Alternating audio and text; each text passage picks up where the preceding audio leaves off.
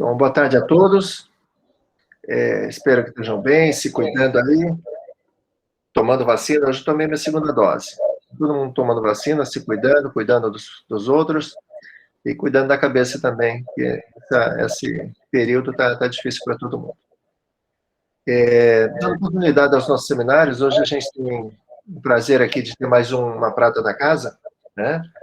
O Tiago Pinheiro. O Tiago fez graduação aqui na FEG, mestrado e está fazendo doutorado agora, com o professor Rafael Sfeir. E ele vai apresentar um trabalho que eles publicaram recentemente, um trabalho bastante interessante, associado a exoanéis, né? Anéis de planetas fora do sistema solar. Então, é um trabalho bastante interessante. Por favor, Tiago, pode começar, fica à vontade. Obrigado, Otto. Então, boa tarde a todo mundo. Como o Otto falou, eu vou apresentar um trabalho que eu desenvolvi com o Rafael, meu orientador, professor Rafael, já faz um tempinho, e é sobre um possível sistema de anel fora do sistema solar, que é esse esse candidato, que é o PDS 110b. Então, vamos lá. A gente sabe que todos os gigantes gasosos do nosso sistema solar possuem anéis, né? E na década passada, a gente descobriu que os anéis não estão restritos só aos gigantes gasosos, né? Por exemplo, Centauros tem anéis, o Charico, planeta anões tem anéis, como Haumea, e também tem a possibilidade de algumas luas terem anéis também. E aí a pergunta é, por que não? Tem planetas fora do sistema solar com anéis, né? Apesar de ainda não ter confirmado nenhum sistema de anéis fora do sistema solar, ainda é bem possível que no futuro, com o avanço da tecnologia observacional, a gente consiga detectar confirmar os primeiros sistemas. Desde a primeira descoberta do primeiro exoplaneta, a gente já descobriu mais de 6.000 exoplanetas. Esse dado que eu estou falando já está um pouquinho desatualizado, já deve ter sido bem mais que isso. E uma das principais técnicas que a gente utiliza para detectar o planeta é a técnica de trânsito. Então, como está vendo aqui na imagem, o planeta passa em frente da estrela e isso provoca uma pequena queda de luz, pequena queda na luminosidade da estrela. Quando o planeta tem anel, né, ou quando o corpo tem anel, como mostra nessa animaçãozinha aqui, acontece que na curva de luz aparecem quedas adicionais, tanto um pouco antes do eclipse, tanto um pouco depois do eclipse principal. E geralmente essas quedas são simétricas, tá? Por causa do anel, então elas são simétricas. Essa outra imagem aqui interessante também, é desse trabalho de 2008, mostra, aqui nesse caso, o autor está propondo é um planeta tipo Saturno, com sistema de anel tipo de Saturno, orbitando uma estrela tipo Sol, e aí você vai observar o eclipse, a queda na curva de luz provocada pelo trânsito desse planeta. Sem o anel, você tem essa curva vermelha, e com o anel, você tem essa curva em preto. Então, o anel provoca uma queda mais acentuada na curva de luz. Então, vamos para os primeiros candidatos, né? Os primeiros candidatos a exoanéis, sistema de anéis fora do sistema solar. O primeiro é esse aqui, ó, o J1407b. É o mais famoso, é o primeiro mais famoso. Ele foi... O artigo da publicação dele aconteceu em 2012, mas a curva de luz dele foi observada em 2007. Ele tem esse nome por causa que a estrela que ele orbita é a estrela J1407. É uma estrela com um raio bem próximo ao raio do Sol, 0,996 raio solar, uma massa bem próxima à massa do Sol. Eu vou mostrar mais para frente a curva de luz desse planeta, mas como a curva de luz durou, esse eclipse durou 56 dias, né? Aí os autores fizeram uma estimativa, eles e aproximadamente esse anel deveria ter um diâmetro de 0,6 unidade astronômica. É algo completamente fora do que a gente está acostumado. Tá? Um anel gigantesco em torno de um planeta, de um possível planeta gigante gasoso, tá? E aqui essa ilustração mostra uma propaganda, né, desse sistema, mas eu gosto dessa ilustração aqui, que o que acontece? Se você tirar Saturno e colocar o sistema J, 1407b, com um anel de diâmetro de 0,6 unidades astronômicas, no lugar de Saturno, você conseguiria ver ele olho nu aqui na Terra. Então tá aqui o sistema. E só por comparação, aqui ó, do ladinho da Lua, do ladinho da nuvem, tá vendo que tá escrito Lua? Aqui é a Lua. Então a gente enxergando a Lua e como a gente veria esse sistema, se ele estivesse no lugar de Saturno. E aí, como eu falei, né, é um sistema... O eclipse durou 56 dias, né? A gente não viu o planeta em si, na curva de luz. A gente viu só as quedas provocadas pelo anel, tá? Eu vou mostrar aqui. Aqui tem uma animação. A gente vê a passagem do anel, essa bolinha representa a estrela, e as quedas provocadas por esse anel. Aqui é a queda principal e a queda posterior.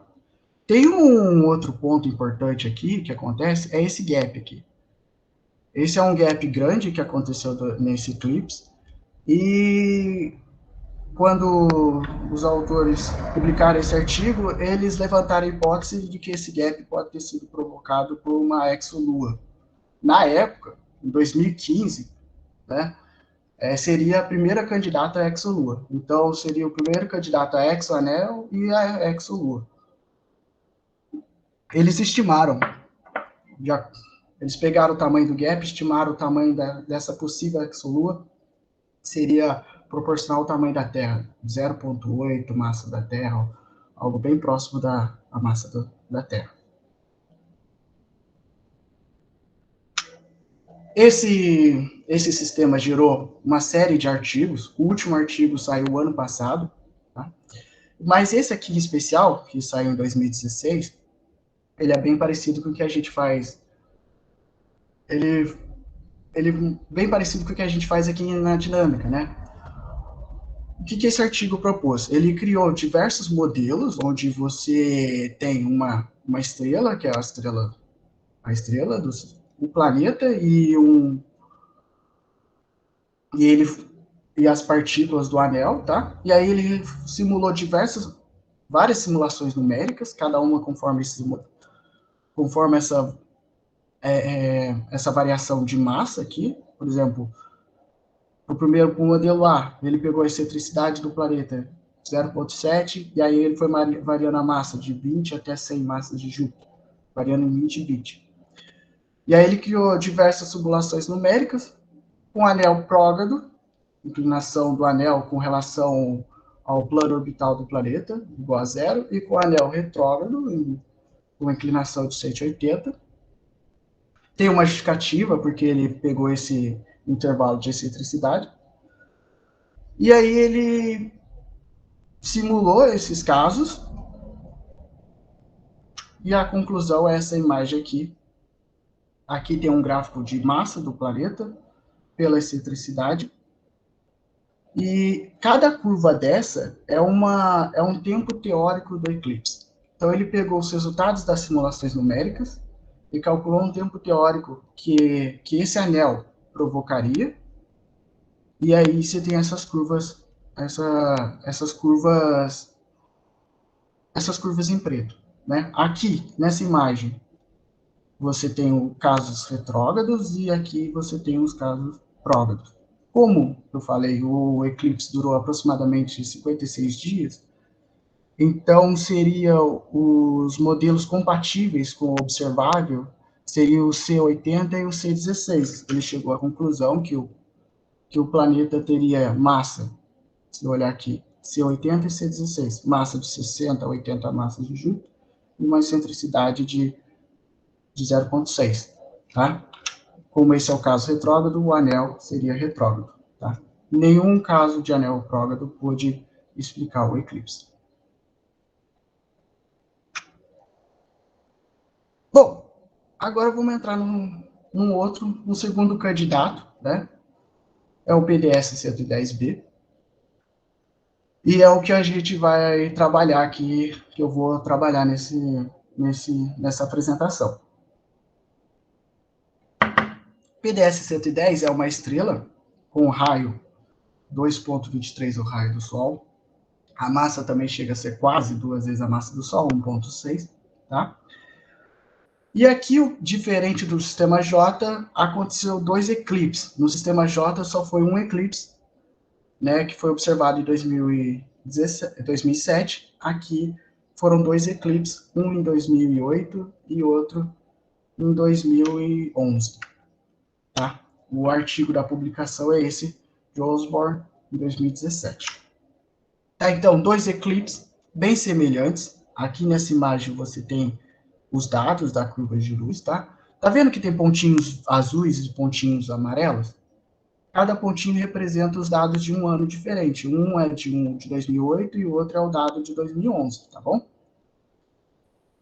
A duração do eclipse foi de 25 dias, a queda da luminosidade da estrela foi de 30%. Tá?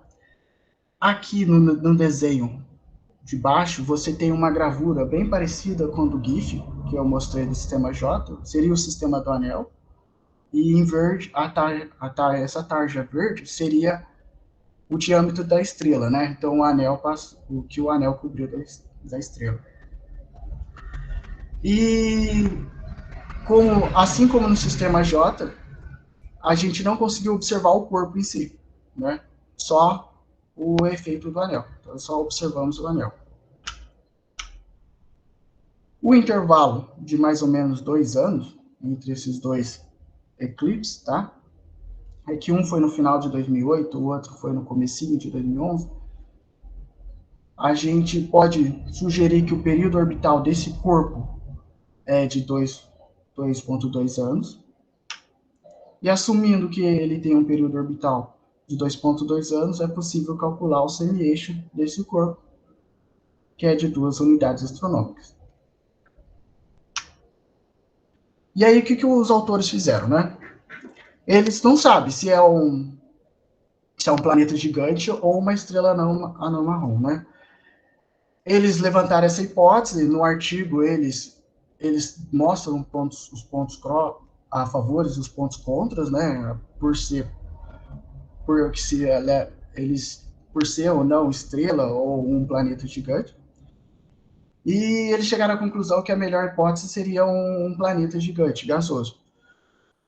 E aí eles supondo um planeta gigante orbitando, tendo uma órbita circular em torno da estrela, com semi-eixo de 2 unidades astronômicas, é possível estimar a massa desse planeta entre 1,8 até 70 massas de Júpiter.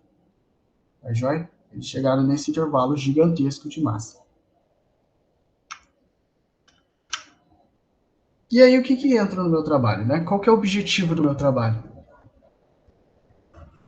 O meu objetivo do meu trabalho é determinar essas características físicas e orbitais que não podem ser medidas diretamente através dos dados observacionais. Então, eu vou utilizar simulações numéricas, né? Através das simulações numéricas, eu vou criar diversos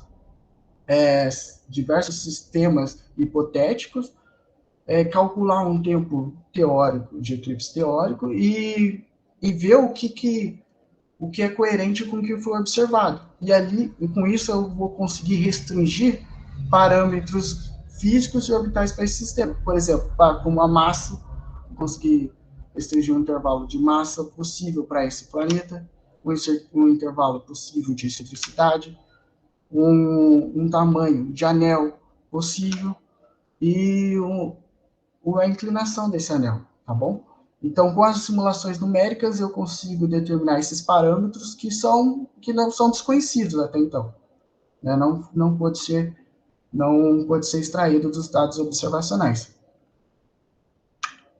E como é que eu fiz isso? Primeiro é determinar quais parâmetros eu vou analisar, que são os parâmetros que eu acabei de citar: massa, excentricidade do planeta, a extensão do anel e inclinação do anel. Segundo passo é fazer a simulação numérica. Terceiro passo, através das simulações numéricas, observar um tempo teórico, né, que esses anéis das simulações numéricas gerariam e comparar com o observável, né? E o último passo é restringir esses parâmetros, né? Dizer quais intervalos desses parâmetros são compatíveis com o eclipse observado. E como é que eu fiz isso? Como tem diversos parâmetros livres, né? Então, o método utilizado foi um pouco diferente do convencional. De vez eu pegar numa simulação numérica, eu ter a estrela, o planeta, e preencher em torno do planeta várias partículas do anel, eu fiz inúmeras simulações numéricas de 3 corpos. Uma estrela, representando a estrela PDS, um planeta, representando o possível planeta PDS-110b, e uma única partícula, que seria a partícula do anel. Cada simulação representa uma configuração de condição inicial diferente, tá bom? E aí, para cada uma dessas simulações, os parâmetros de entrada são da estrela, fixo. Tá? Todas as simulações têm o mesmo parâmetro de estrela, que é bem conhecido. A massa da estrela, 1,6 a massa do Sol, e o raio da estrela também, que é bem conhecido, 2,23 o raio do Sol. Já para o planeta, a massa era escolhida de forma aleatória. Varia entre de 1,8 até 70 massas de Júpiter. O raio do planeta, supondo ele sendo um gigante gasoso, a gente pegou a densidade de Júpiter e calculou o raio a partir da massa. Então, escolhida a massa, você calcula o raio. O semi-eixo do planeta, assumimos duas unidades astronômicas, e a excentricidade, também escolhida de forma aleatória, vai de 0 até 0,5. Mas por que 0,5? Né? Por que não de 0 até 0,99? Eu já vou explicar mais para frente o motivo disso. Para a partícula, o que a gente fez? O semi-eixo da partícula. Lembrando, todas as partículas não têm massa, tá? Então, o semi-eixo da partícula ia de 0,01 até 0,5 unidades astronômicas. Por que 0,5? Porque assim eu pego um intervalo tão grande que eu sei que eu estou pegando um anel e mais um pouco. Tá? Uma distância tão grande que vai do anel e mais um pouquinho.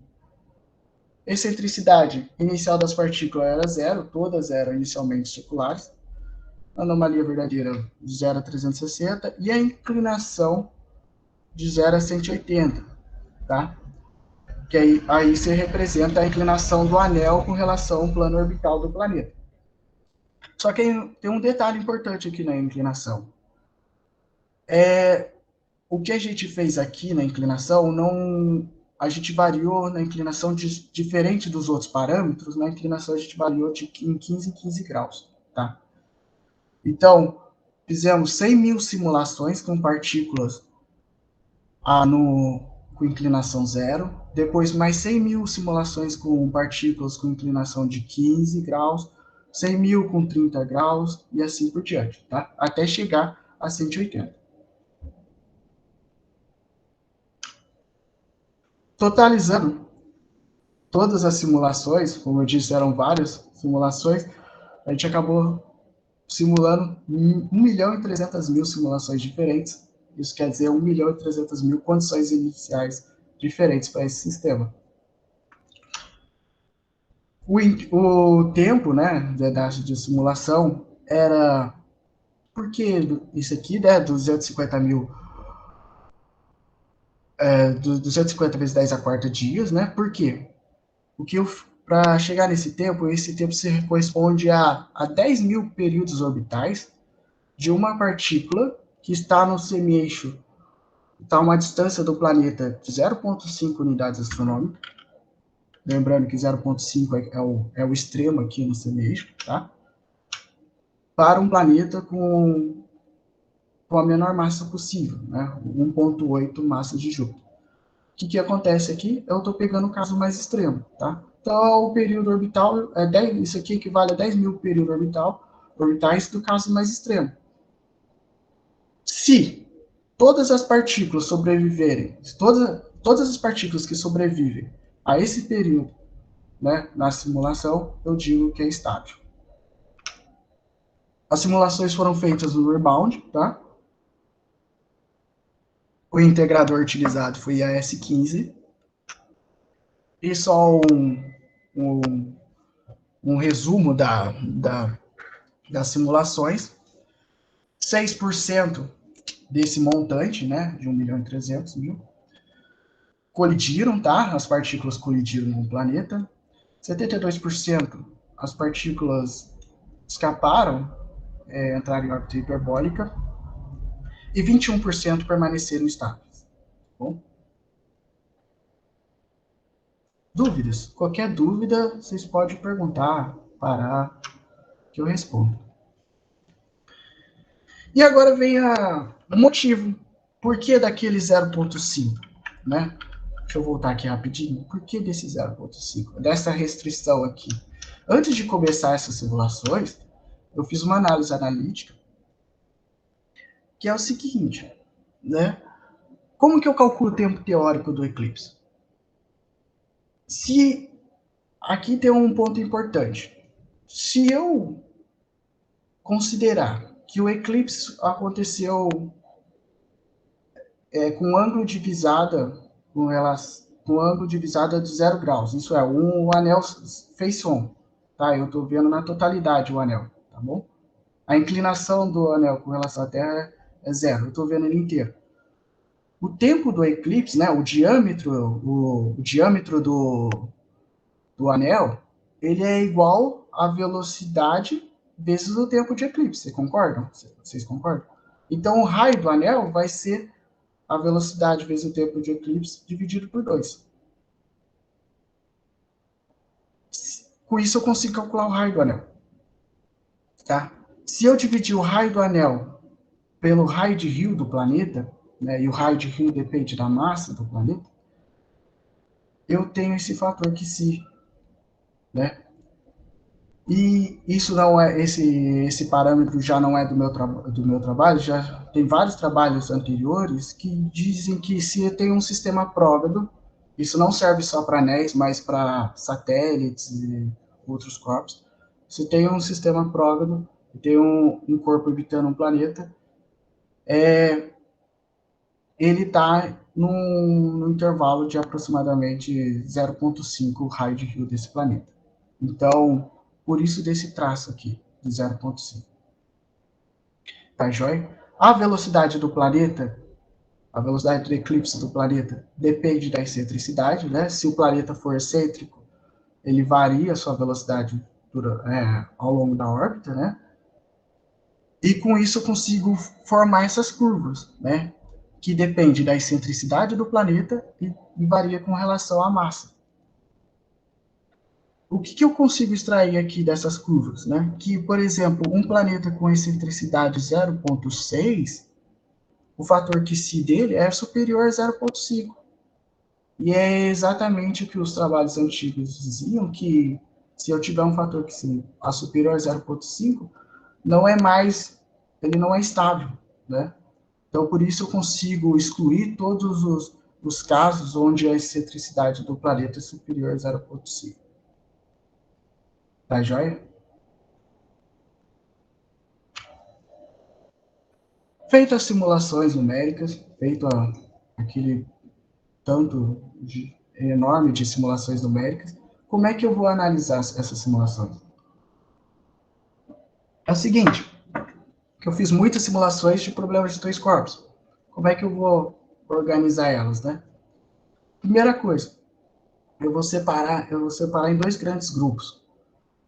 Um com os anéis prógrados e o outro com os anéis retrógrados. Tá? O grupo onde as partículas são prógradas, o grupo onde as partículas são retrógradas. Depois eu vou dividir entre as partículas prógradas em outros grupos conforme a inclinação. Então, inclinação, um grupo só de partículas com inclinação 0, um outro grupo só com partículas de inclinação 15, inclinação 30, inclinação 45 e assim por diante, um delta de inclinação de 15. Eu vou fazer isso tanto no caso prógrado quanto no caso retrógrado. Depois que eu fiz isso, eu vou lá dentro de cada grupo de inclinação aqui que eu separei, eu vou separar de acordo com a massa do planeta. Então, eu vou separar em diversos grupos com um delta na massa de 5 massas de Júpiter. Então, eu vou pegar por exemplo, dentro do grupo com inclinação 0 graus, eu vou pegar aqueles que têm a massa do planeta de até 5 massas de Júpiter. Pegar todos esses sistemas, essas partículas estáveis. E aí eu vou fazer isso para todas as massas, né? E dentro de cada intervalo de massa, eu vou dividir também em outros subintervalos para excentricidades. Agora com delta de 0,05, né? Então, eu vou ter outros grupos, cada um com excentricidade variando com esse intervalo, né? Então, vai de 0 até 0,05, de 0,05 até 0,1 e assim por diante. Tanto para o caso prógrado, tanto para o caso retrógrado. Totalizando, eu tenho 1.820 grupos. Tá? Se eu dividir no meio aqui, eu tenho metade deles são prógrados, metade deles são retrógrados. Tá? Tendo esses grupos, tendo cada um desses grupos, eu junto a todas as partículas estáveis desses grupos, tá? Junto todas as partículas estáveis desse grupo e formo o meu anel. Formei o meu anel, é o que mostra esse gráfico aqui, à esquerda.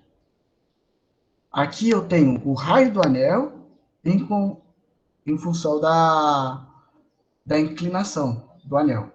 Então, cada pontinho aqui desse gráfico representa um daqueles 1.820 grupos. Então, por exemplo, no caso 0, eu tenho um grupo onde o raio do anel é de 0,05 unidades astronômicas, mas eu tenho um grupo onde o raio do anel vai até 0,2. Tá joia? E o que a gente observa aqui, conforme vou aumentando um pouquinho a inclinação, a extensão do anel aumenta, mas depois cai. E em 90 não sobrevive ninguém. Tá? Em 90 não sobrevive nenhuma partícula. Depois começa a crescer novamente. Aí aqui são os casos retrógrados, né? Os casos prógrados, os casos retrógrados. E até chega como o caso retrógrado é mais estável, né? Isso já é esperado. Em caso de 180, eu tenho anéis que podem chegar até aproximadamente 0,4 unidades astronômicas. Bom, eu tenho um raio do anel, eu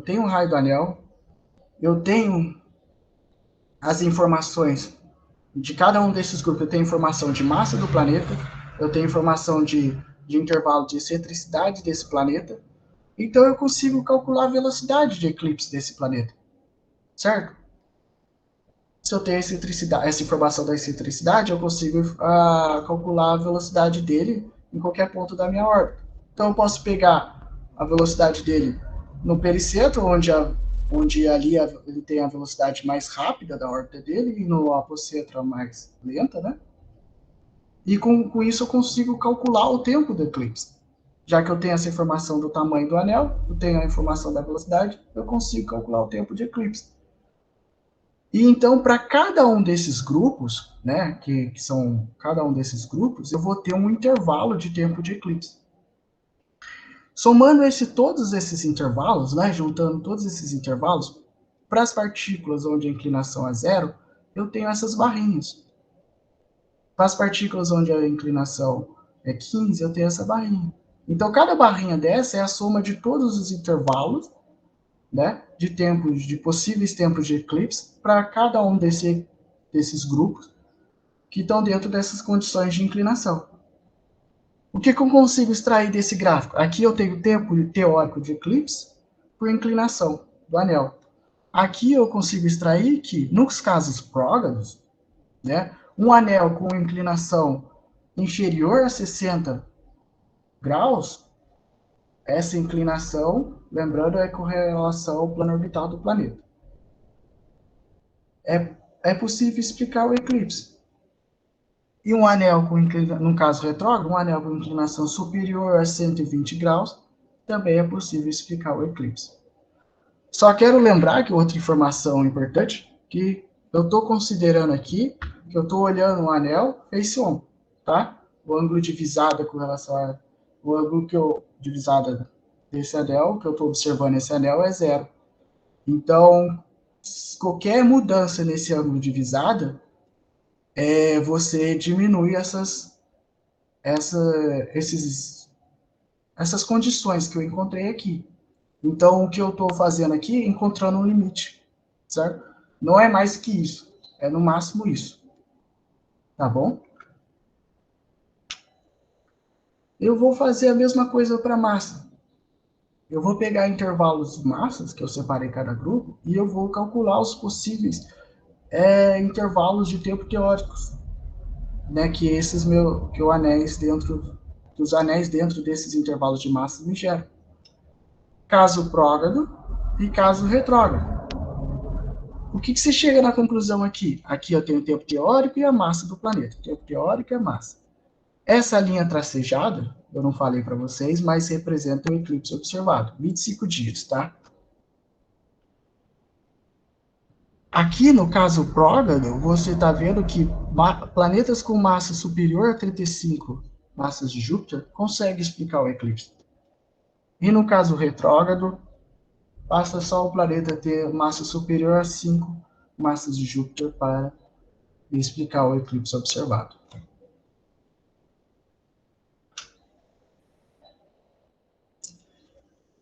Bom, eu vou fazer agora uma análise na excentricidade. A mesma ideia. Observe que cada uma dessas barrinhas, ó, ela varia de 0 até 0,5. É de propósito, é o intervalo que eu predeterminei para criar cada um desses grupos. E aqui eu vou fazer a mesma análise que eu fiz para a inclinação na massa, para a massa do planeta, eu vou fazer para a excentricidade do planeta. Caso prógrado e caso retrógrado. Só que agora eu vou dividir em dois momentos, né?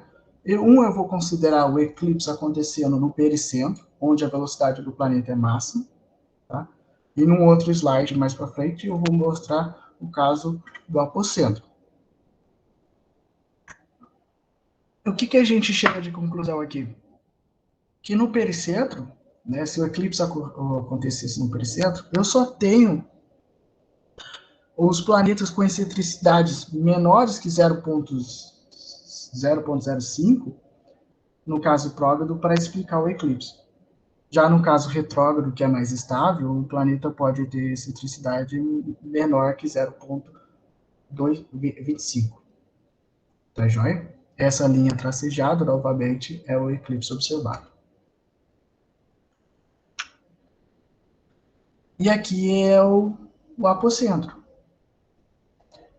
No caso do apocentro, a velocidade do planeta é menor, né? Então, a chance de você observar encontrar casos que representam o eclipse é maior.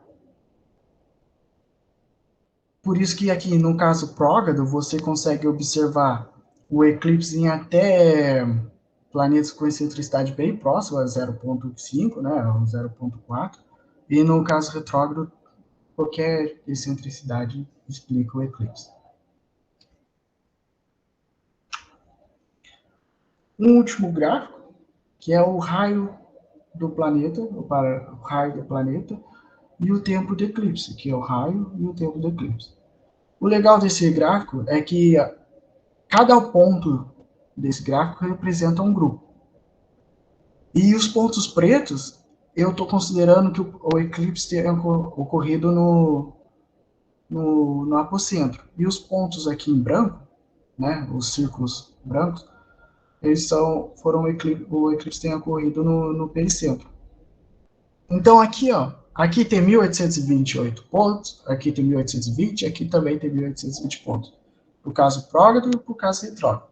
Então, olha esse caso aqui, ó, por exemplo. Esse ponto aqui, né? Não sei qual grupo que é esse, mas aqui você tem um eclipse ocorrendo no pericentro, né? O raio desse grupo é menor que 0,05 unidades astronômicas, mas o mesmo anel agora acontecia no apocentro. E aqui você consegue ver uma pequena variação, essa variação no tempo teórico do eclipse, né? Que acontece. Então, no caso limite, no mínimo é isso, né? O tempo do eclipse, e no máximo é esse ponto aqui em preto. E o que a gente consegue extrair desse gráfico? Que o raio do anel ele está entre 0,1, né? Essa linha tracejada é o eclipse observado, ele está entre 0,1, né? Um pouco mais do que isso, né? E um pouco menos do que 0,2 unidades astronômicas. Esse é o raio do anel. É algo em torno de 0,1 até 0,2 unidades astronômicas. Tá joia? No caso retrógrado, aqui eu também consigo observar que é um pouco mais também de 0,1 unidades astronômicas, e ele chega até 0,25. Então, se o anel for retrógrado, eu posso ter um anel que explica esse eclipse com até 0,25 unidades astronômicas. O raio dele. Tá joia?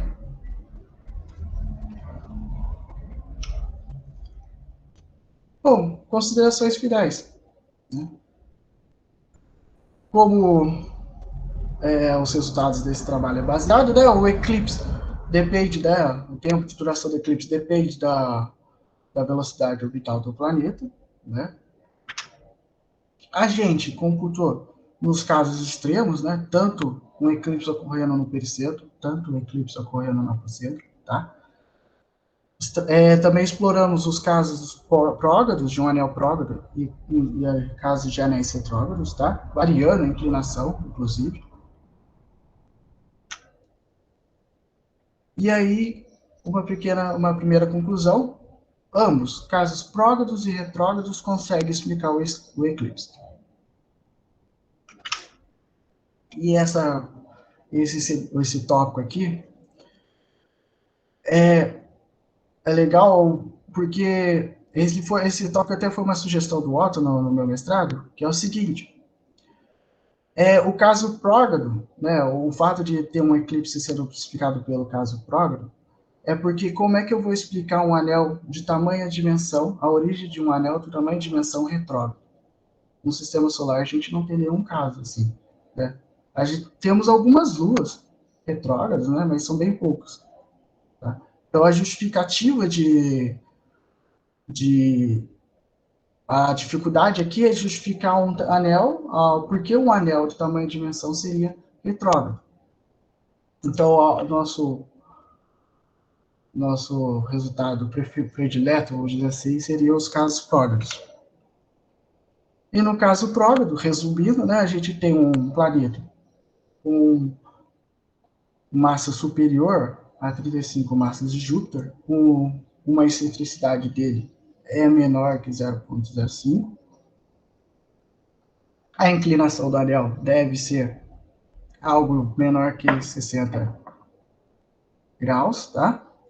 E o raio dele está entre 1 até 2, entre 0,1 até 0,2 unidades astronômicas. Lembrando que isso é a consideração do anel que a gente fez face-wall. Então, se o ângulo divisado do anel for diferente de zero, a gente consegue excluir alguns casos aqui, tá bom? Agora, uma sugestão de leitura. Esse trabalho gerou recentemente um artigo que a gente publicou faz pouco tempo. Aí, sugestão de leitura para vocês. É isso. Obrigado, pessoal.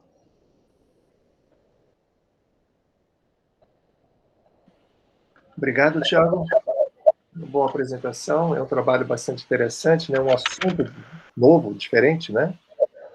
Quer dizer, é um assunto que ainda tem alguma polêmica, né? Não existe nada confirmado ainda, mas é assim mesmo. A gente já se antecipa, estuda eles antes. Na hora que for confirmado, já tem um estudo feito sobre ele, né? E, de repente, esses estudos também ajudam a delimitar parâmetros, né, desse tipo de objetos, né?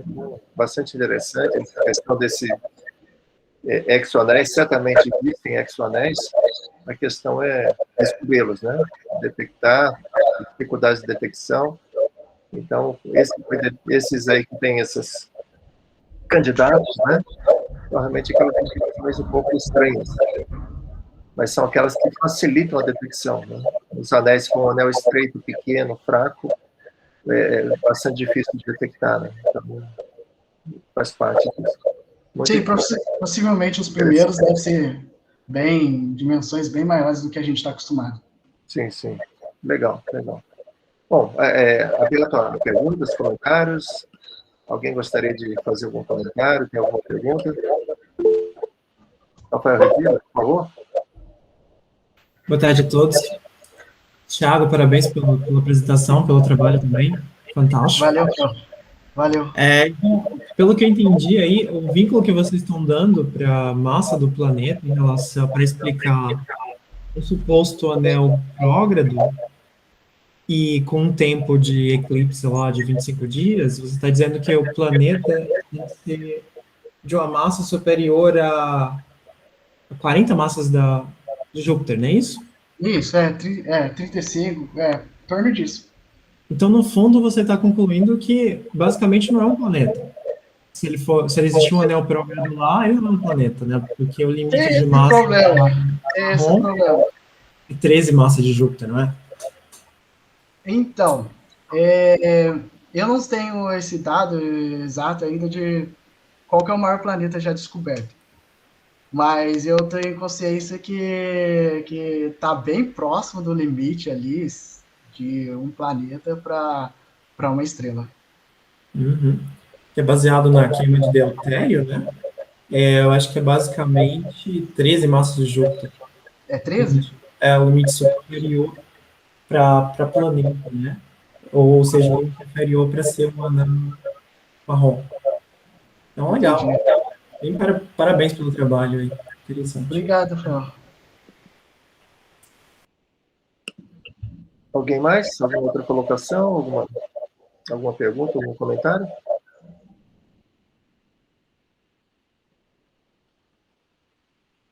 Acho que é isso aí, então, Thiago. Eu acho que eu já estava acompanhando um pouco o seu trabalho anteriormente. Eu acho que vocês conseguiram fazer um trabalho assim, bastante exaustivo, né? Varrer os parâmetros, fazer um conjunto significativo de simulações que dá para encontrar delimitações de parâmetros, né? Eu acho que ficou muito bom. Parabéns aí. Obrigado. Então, tá bom. Dando continuidade, então, só para antes da gente encerrar, está aberto agora então, alguma notícia. Se quiser interromper, Luana.